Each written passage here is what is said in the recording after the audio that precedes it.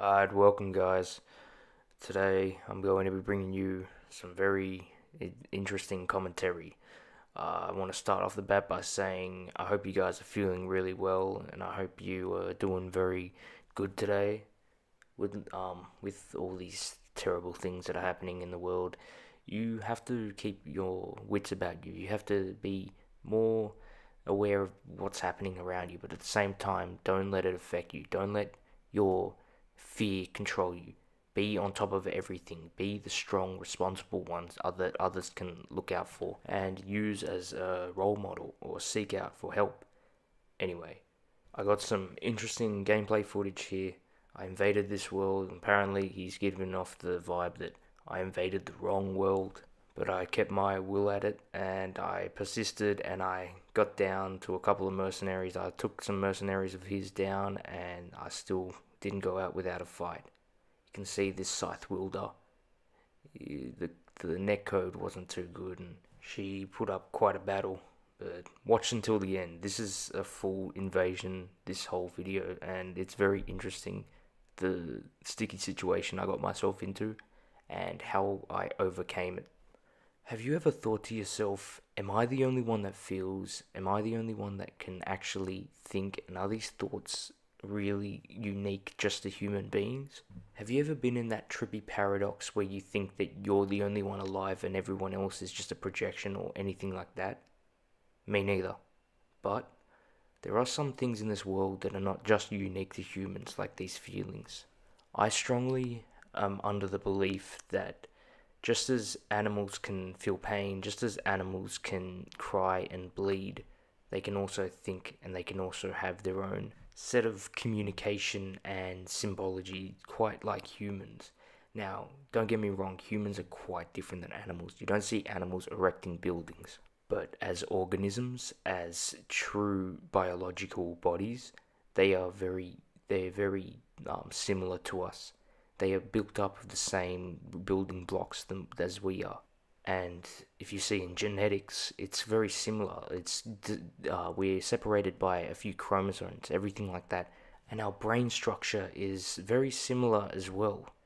Now, if we have the same neurological patterns as animals due to having the same brain structure, then what makes it any different in the patterns of thought, in the way we feel and project our emotions through the way we think? Now, I'm just gonna stop on a note right now. I'm not some crazy vegan. I'm not someone advocating animal lives or anything like that. To sum up this disclaimer, I eat steak. But if you think in retrospect how neurologically how our brain works, how it's through the nodes and receptors that fire up with electrons just by thinking up stuff. We have more sections of the brain than animals do, but animals still have the same overall neurological makeup than we do, whether it be just a stem that they have or the cerebellum, the frontal lobes, the precortex, all that stuff. We have a lot of meat in our brain. We can delve into a lot of intellectual things. We can do a lot of things through thought and everything like that. We also have hearts, so does animals.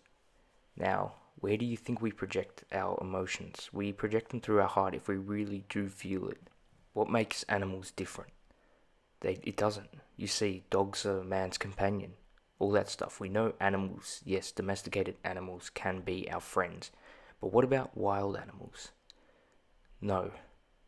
They can be trained, just like a radical religion filled person on a crusade to take over the world with their religion can possibly be talked out of what they're doing and see other horizons instead of their own agenda and bias. But how likely is that? It's slim to none. Once they've gotten themselves in something so deep, like the instinct of survival, there is nothing that can ever tear them back out of that deep hole. That is basically what they depend on to live. That is basically all they have, and it's the only thing that's keeping them from being secure and safe. And why would anything that you offer be better than what they already have. It couldn't.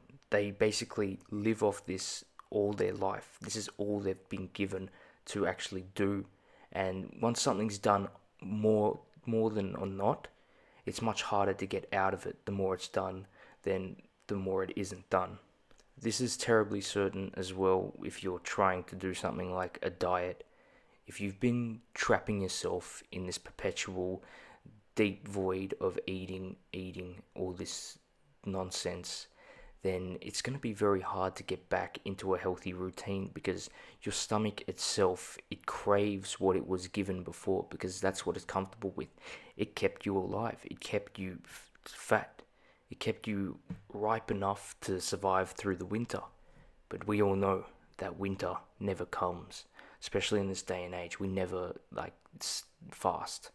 We always have food available and ready everywhere, unless you're living in a impoverished country. That's terrible. That's very terrible. But with all these things, hopefully things balance out one day. With all these problems with hunger, that's fucked up. People are still struggling over food. And what year are we living in? Why do we have all this technology? Why am I talking to you through a fucking USB microphone and there's still people struggling to eat? Doesn't make sense. But what I'm getting at is, when you see a dog in the corner and it's been beaten and kicked, why wouldn't it bite you? What exactly would you offer it that it doesn't already have? It has security in the fact that it doesn't trust you, and it's going to take you out whatever you do to it, unless you actually take the right steps in order to remedy the situation. This is basically the cure to all problems. Doing it procedurally correct. But when you pick up a bug or see a fly just fly on your hand, or something stupid like that, like if you pick up a cockroach off the floor and basically you don't want to crush it or don't want to kill it, so you bring it outside and you just put it down. You realize you've created a small bond between you and the creature, with you having it in your hand and bringing it outside to safety. Something very special happened between you two. It went from running away, not caring, not caring about what you want to give it. It just wanted to have its own comfortable zone and just be in its own secure little realm. But when you're holding it and your intentions are to keep it safe, a small special bond happens between you. I'm not saying this is like some metaphysical thing. I'm not saying it's real, but it's quite it's an unspoken thing that happens, where you see a bug and you don't want to kill it. You want to keep it safe, so you pick it up or do something like pick it up with, I don't know if boxes would work, but you just pick it up with your hands, walk outside, and then just let it go in the garden. You will see it's not as reckless or crazy, because if you have it cupped in your hand where it's like very dark, and it's just and walk out and put it down safely on the floor, it will be more docile and calm. I'm not sure if it's breaking, just like how you can break horses, but it's a crazy thing that happened to me recently. I wanted to make a video about it, where I put down a cockroach and it was so calm. It just looked at me. Then I was walking away. Then it slowly crept up, just staring at me, just like seeing what's going on with its antennas wiggling in the air. And I feel that just made me realize that animals are no different than humans. Like, the way we treat our kids shouldn't be any different than the way we treat flowers or like bugs or anything like that. Even though they may look like pests and locusts, these things are still living beings that share the same environment that we do, that are in the same struggle as us, the grinding struggle called existing. This is a hard struggle for most people, just getting out of bed every day. If you have depression, it's a fucking terrible struggle, trying to overcome something that's so, it just tears you down, just trying to overcome existing on its own, where you just don't feel motivated to even live.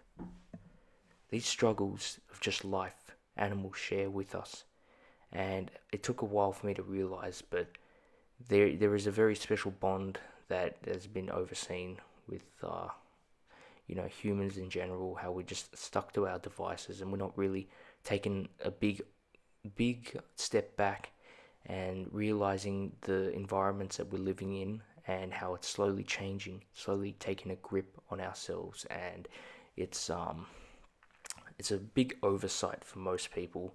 Some people are very into it, some aren't, some are radical, some aren't, but it's just something that should be a staple in everyone from birth to realize that this is true. Like, these things share the same existence as we do. We should regard them not as just grubs and pests, but as living organisms that share the same makeup that we come to have.